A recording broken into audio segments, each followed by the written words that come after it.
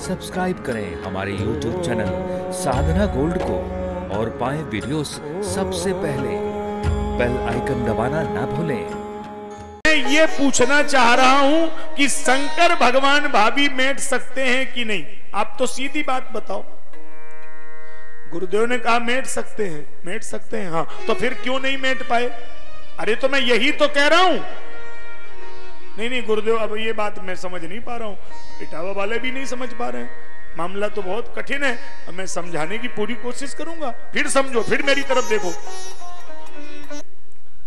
असल में विषय ये है कि भावी जो आप समझ रहे हैं वो भावी दो प्रकार की होती है, इसलिए आपके अर्थ समझ में नहीं आ रहा। तो दो प्रकार की भावी कौन होती है? अच्छा लिखिए आप। भावी नंबर 1 प्रारब्ध जन्य भावी, भावी नंबर 2 ईश जन्य भावी। अब देखिए प्रारब्ध जन्य भावी किसको बोलते हैं? ब्रह्मा के द्वारा,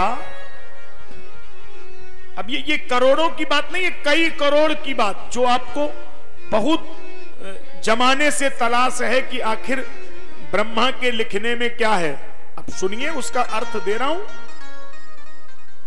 प्रारब्ध जन्य भावी और ईश जन्य भावी।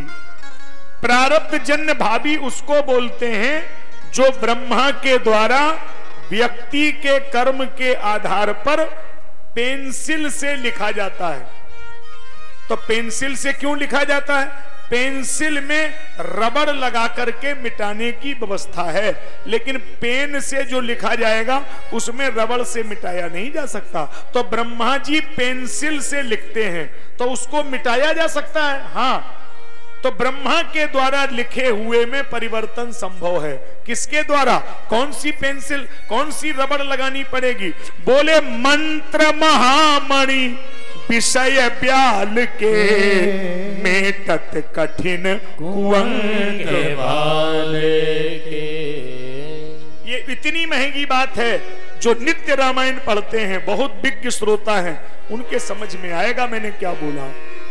ब्रह्मा के द्वारा लिखे हुए में अगर परिवर्तन चाहते हो तो मंत्र का जप करो।